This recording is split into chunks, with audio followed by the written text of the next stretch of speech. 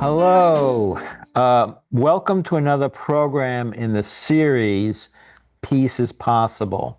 My name is Joe Wasserman. Today I am going to talk with Alice Slater, a peace activist who has been speaking out on the threats to world peace that are being glossed over by the same mass media that told us over and over again that Iraq had weapons of mass destruction. We went to war based upon these lies. What else are we being lied about? What else are we being lied to about? Alice Slater is a source of information that we are not getting in our corporate mass media. Alice Slater serves on the board of World Beyond War and is a UN NGO representative of the Nuclear Age Foundation. She is on the board of Global Network Against Weapons and Nuclear Power in Space, the Global Council of Abolition 2000, and the Advisory Board of Nuclear Weapon Ban U.S. Chapter. As a member of the Lawyers Alliance for Nuclear Arms Control, she traveled to Russia and China on numerous delegations, engaging in ending the arms race and banning the bomb. She's a member of the New York City Bar Association and served on the People's Climate Committee, New York City, working for 100% green energy by 2030. Welcome to the program, and thank you for being here, Alice Slater. Thank you. I'm very pleased to be with you. Tell us more about yourself and the work you're doing for peace. Well, I was actually a suburban housewife and watching television when they showed Real News. And it was in 1968, and I saw, it must have been like CBS Reports, and it was Edward R. Murrow, or, one of those great reporters showing Ho Chi Minh going to Woodrow Wilson in 1921 after World War I, begging us to help them get the French out of Vietnam. They were so cruel to Vietnam. They had rubber plantations, just like we had cotton plantation. And Wilson turned him down because France was our ally, and the Soviets were more than happy to help. And I'm watching this, and that's how Ho Chi Minh became a communist. He even modeled his constitution after ours. And the same night, the kids at Columbia University, 1968, were rioting. They were breaking down doors and windows. They did not want to be drafted in that Vietnam War. And I was terrified. I mean, my husband came and said, "What's the matter with these kids? It's America. Don't they know we have a political process?" And I go down to the Massapequa Democratic Club. They're having a debate between the Hawks and the Doves. I was living in the suburbs then. And I joined the Eugene McCarthy campaign, and we lose 4 more years. We take over the whole Democratic Party. I even moved to Maryland for 2 years of it. And we nominated George McGovern in 1972. He was going to end the war in Vietnam. And the media killed us. They never wrote an honest word. I couldn't believe it. My New York Times, the front page story was about Thomas Eagleton's nervous breaking. They didn't talk about the war or civil rights or women's rights. And if you notice, Bernie got more votes and more money than Hillary in this huge grassroots movement, and comes to the Democratic convention, and Hillary gets the nomination because of superdelegates. He had more votes from the ordinary grassroots, but they put the superdelegates in because of the McGovern campaign. They were never going to let that happen again. And that's how I became an activist. And one thing led to another. I went to law school. My kids are grown, and I joined the Lawyers Alliance for Nuclear Arms Control. I saw they were having a luncheon, and I wound up on the national board. And I mean, I was terrified of communists. I grew up in the Red Scare in 1953. I was at Queens College, and somebody gave me a pamphlet. We were having a discussion, and it said Communist Party of America, and I threw it in my book bag, and I go home. I go up to the 8th floor, I throw it directly down the incinerator. I didn't even look at it. And then our Lawyers Alliance went to the Soviet Union because Gorbachev ended nuclear testing. He and Kennedy had ended atmospheric testing, Khrushchev and Kennedy, but we were still doing them underground, huge things that were polluting people. You know, it leaked out and the people were getting cancer and birth. Anyway, Gorbachev came in with his perestroika and glasnost and openness, and he was trying, he let go of all of Eastern Europe without a shot. You know, the wall came down. And this Kazakh poet, Olzov Suleimana, picketed Gorbachev because the Soviets tested in Kazakhstan. That was their nuclear test site, just like we test in Nevada on the Western Shoshone Holy. And they were getting all the stuff was leaking, even though it was underground and sickness and mutations, and Gorbachev stopped testing. And my lawyers group went to Congress and said, you know, Russia stopped, we should stop. And they said, you can't trust the Russians. So the head of the Bar Association, Bill DeWin, they lived up, he was from the Dutch, the Winds that lived up the Hudson with the Roosevelts and the Rockefeller, and he was the head of our Lawyers Alliance, raised $3 million from his friends, hired a team of seismologists. We go over to Russia. That's my first time there, and we meet with the Soviet scientists and lawyers, and we say, will you let us put our seismologists around your test site so we'll know that you really stopped? And Gorbachev said yes. And we go back to Congress and we say, you don't have to trust the Russians. We'll have seismology. We'll know if they're cheating. And we were able to stop nuclear testing. And as soon as we signed the test ban, Clinton gave the weapons labs another $6 billion for stockpile stewardship, where they were doing subcritical tests. They were blowing up plutonium underneath the ground. And Clinton, and because it didn't have a chain reaction, Clinton said, oh, this is not a test. Like, I didn't inhale, I didn't have sex, and I'm not doing a test. And as soon as we did that, Russia did. Whatever we did, Russia did.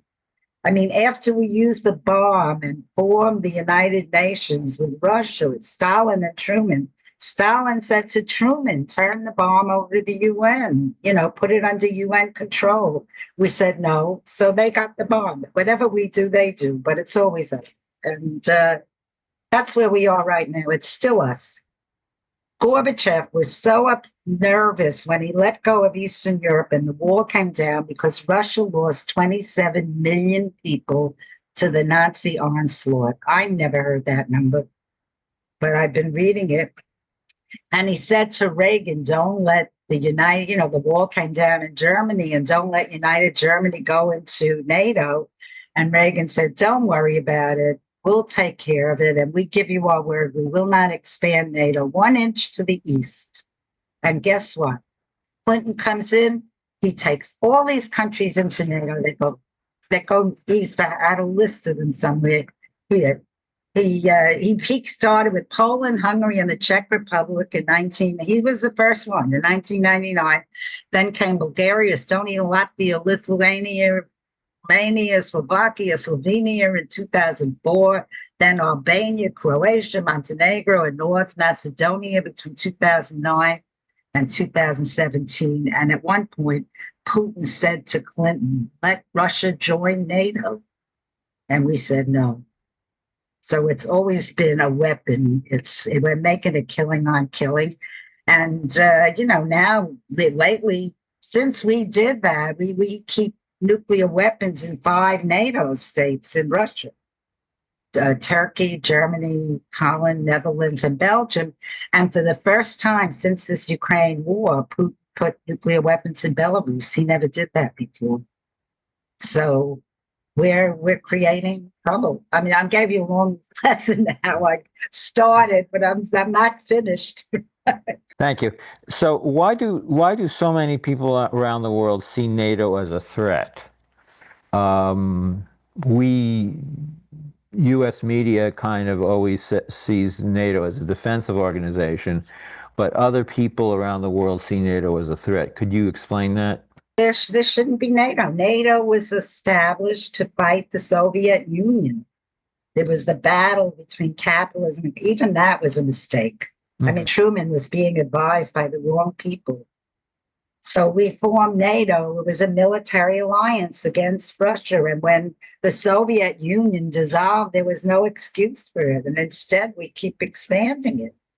So what is that about? It's about something that a former CIA agent, Ray McGovern, he went to Fordham University in New York, and he did the morning briefings for Clinton and Bush. He was a very sharp CIA guy, and he left and he formed VIPs, Veterans Intelligence Professionals for Sanity. And he's in our peace movement. And he said to me one day, Alice, it's not the military-industrial complex. I mean, when President Eisenhower, the general who won World War II, gave his farewell address, he warned the nation about the military-industrial complex. And Ray says, it's not the military-industrial complex, it's the Mickey Mouse. I said, Ray, what is the Mickey Mouse? The military-industrial congressional intelligence media academic think tank complex. They're all in bed with each other, and they're crafting a message. They're making a killing on killing. They're getting money from Boeing and Lockheed, and they're just selling weapons. And we're a war machine. I mean, we have 190 bases in 80 countries. Russia has like 3 bases. China has 2. And we're starting to, Hillary gave us the famous pivot to the east during Obama, and now we're putting bases around China. We're adding new bases, Philippines, Guam, Japan. I mean, it's insane. We're just asking for trouble. Yes. My thought on this is that military alliances need to be replaced with international cooperation. Let's try it. And every time they talk about how great NATO is, I say how great it would be if we were working with Russia and China and every other nation to prevent nuclear war, to deal with climate change, to deal with public health issues, or AI issues. We need to be working together. And as an American, that's how I view it. Yeah. As an American, I'm ashamed to say that Russia and China are begging us to cooperate. They have, when Reagan and Gorbachev met, when he let go of all of Eastern Europe, Gorbachev said to Reagan, why don't we get rid of all our nuclear weapons? And Reagan said, yeah, great idea. So Gorbachev said, but don't do Star Wars. Reagan said, I can't give up Star Wars. So we have a policy to dominate and control the military use of space. And China and Russia have been proposing treaties to keep weapons out of space. They propose cyber ban treaties. And they say that they cannot give up their nuclear weapons because of their strategic security. If we're not going to say that we won't dominate space and we're not going to try to get ahead in cyber war, they're not going to give up their nuclear weapons. That's their defense against our aggression. So I think the offer is on the table. And there used to be a comic in the 1950s, Possum by Walt Kelly. And he had a famous line. It was during the Red Scare with McCarthy. We were back in the Red Scare. And he said, we met the enemy and he is us. And Americans have to know this, that's what we've done, Tell us about the placement of missiles in Romania. I think it was about 15 years ago, and the parallels with the placement of missiles in Cuba in 1962. Well, we had a treaty with the Soviet Union, the Anti-Ballistic Missile Treaty, where we agreed that if we're not going to build anti-missiles, so we don't have to build missiles, and we each were allowed to have 1 missile base. They had it outside Moscow, and we had it in North Dakota. And Bush walked out of it. And they put them in missiles in Romania. And then Trump came in, he put them in Poland, so we didn't have them anywhere, and now we have it there. So that's another way that we're making it harder to make peace is it doesn't make sense. Yeah, and I would also emphasize the parallels with the placement of missiles in Cuba. Oh, right. You asked about that.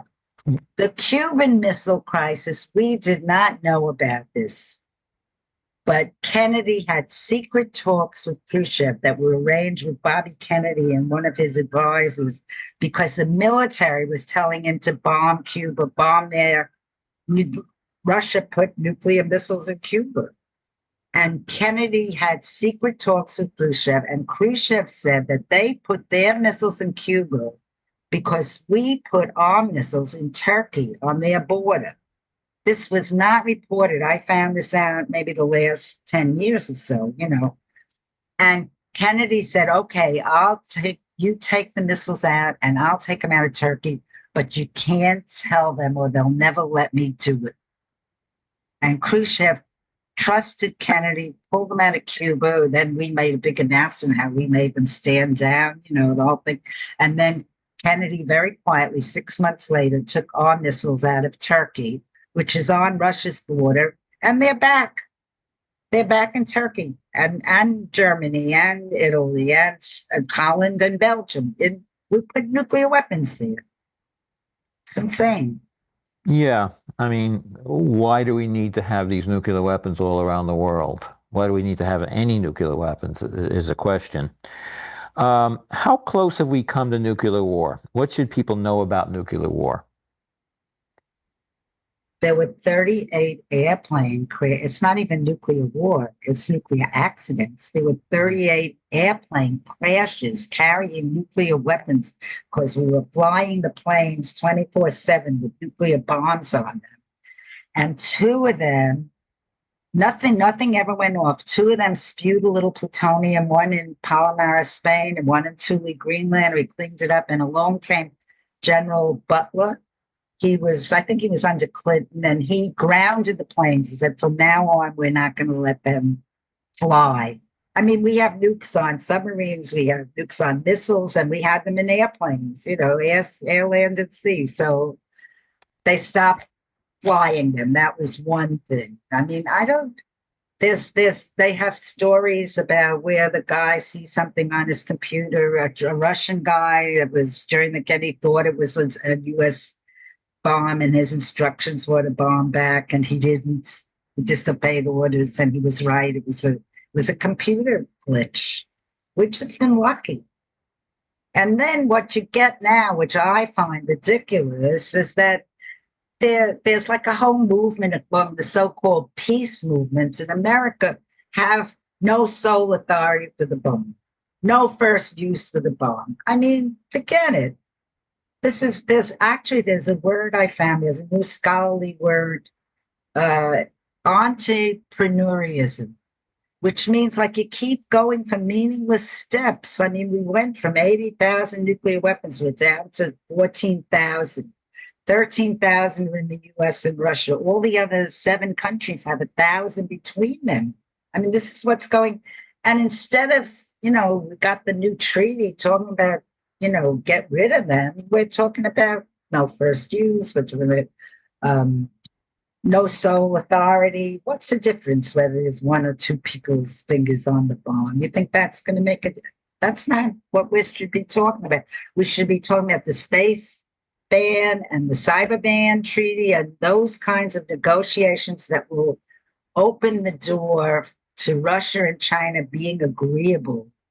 If we're willing to say and we close some of these bases and bring our troops home and stop threatening all the time, then they'll talk about nuclear disarmament. They're in a defensive posture. Mm-hmm. We're the aggressive. What does the recent sending of submarines towards Russia tell us about the state of affairs between the U.S. and Russia? My understanding is that the administration had refused to confirm if these submarines are carrying nuclear weapons. Yeah, I've been reading about it. I mean, we have nuclear-powered submarines. Mm-hmm. Then we have other submarines. They're all nuclear-powered that carry nuclear-armed missiles. We don't know what Trump sent there, but that was just his way of, putting Russia on notice that we're going to be tough. And now he's getting his negotiations. And I hope they make a deal, But Noam Chomsky, he's a famous peace philosopher, was analyzing the media when Putin invaded Ukraine, that the word unprovoked invasion was used like 1,600,000 times in the media. And then he looked up Iraq, when we bombed Iraq unprovoked, it was only like 10,000, because that was the left wing.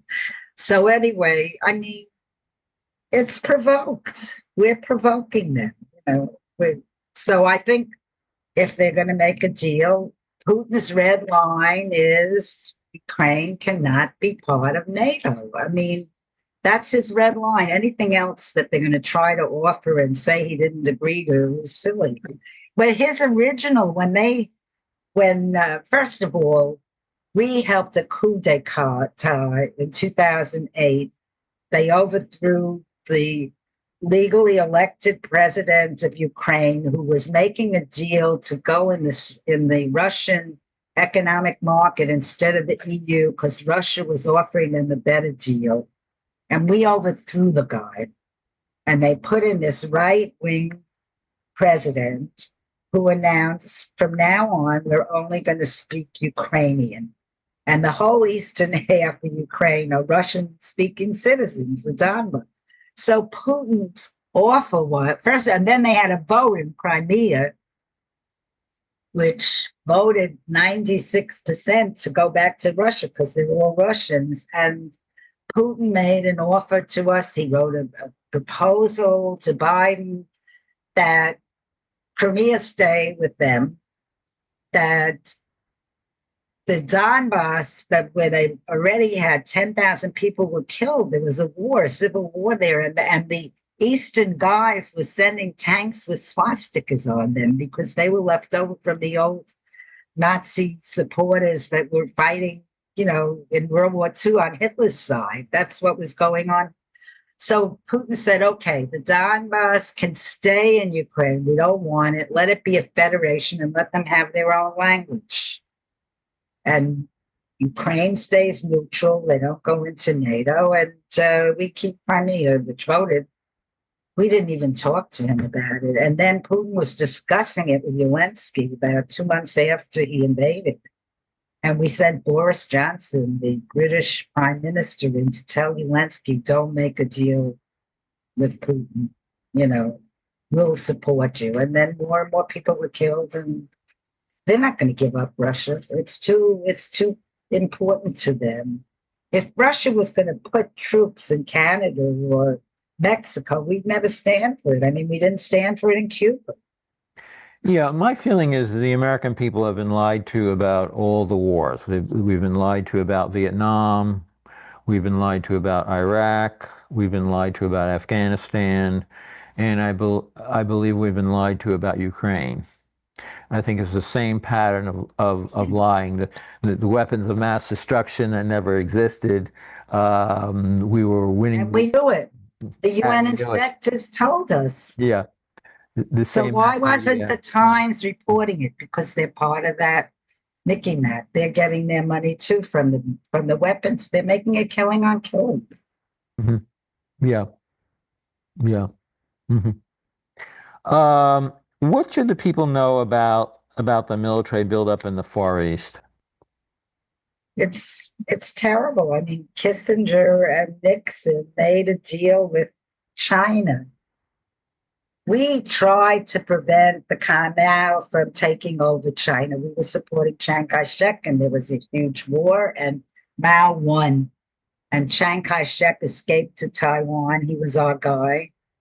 And we kept calling that China. We never recognized China. And then Kissinger and Nixon thought they better make a deal with China because China and Russia could gang up against us. They were getting stronger. So they went to China and made a deal that we will recognize you, Communist China, you're China, and Taiwan is something else. It's not China anymore, and it'll be neutral. We won't figure it out. We'll just let it develop. And Hillary comes in with Obama. First of all, Obama negotiates this little deal with Medvedev in Russia to give up another 1,500 weapons or whatever. And he promises the weapon labs $1 trillion over the next 20 years for 2 new bomb factories, missiles, submarines, airplanes, nuclear weapons. I mean, it's crazy. And then Hillary announced the pivot to Asia. Like they all of a sudden, and then they started putting bases around China, and they're giving arms to Taiwan. I mean, we promised we weren't going to do that. We were going to just let it be neutral and let it develop, because it's really part of China, Taiwan. I mean, it was the ones that escaped from Mao, but they were all Chinese. So anyway, it's if only people would know this, if people would know it, I think we could change it. Like the facts are in our favor for peace.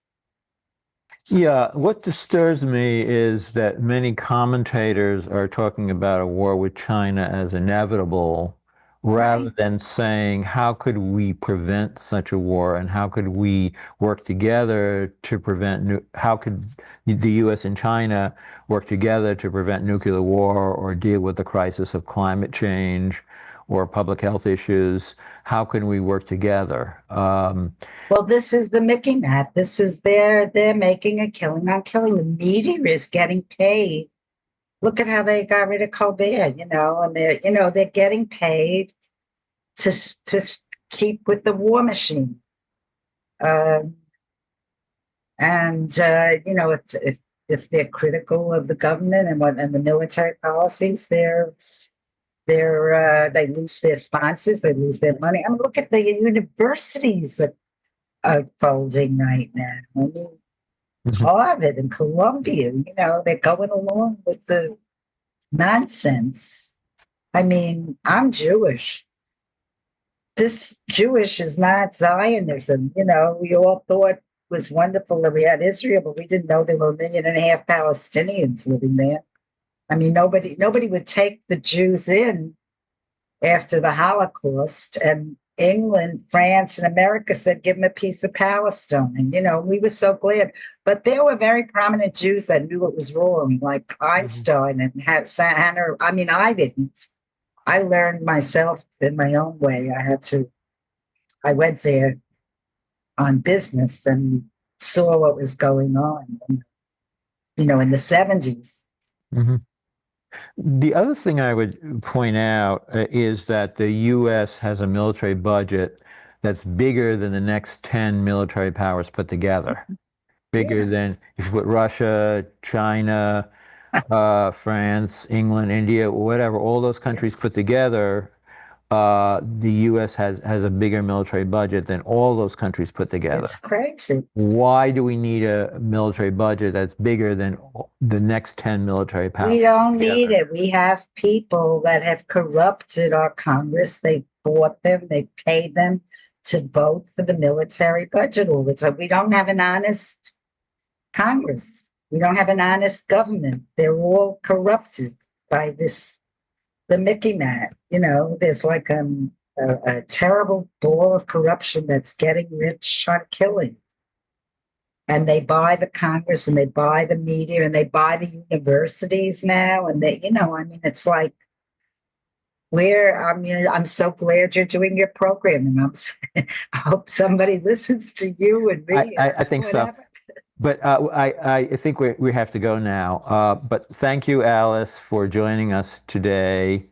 And let's all work for peace. I think the moral of the story is that we need to be talking to our Congress people and our media about the need to have international cooperation rather than military buildup, and working towards eliminating nuclear weapons. Absolutely.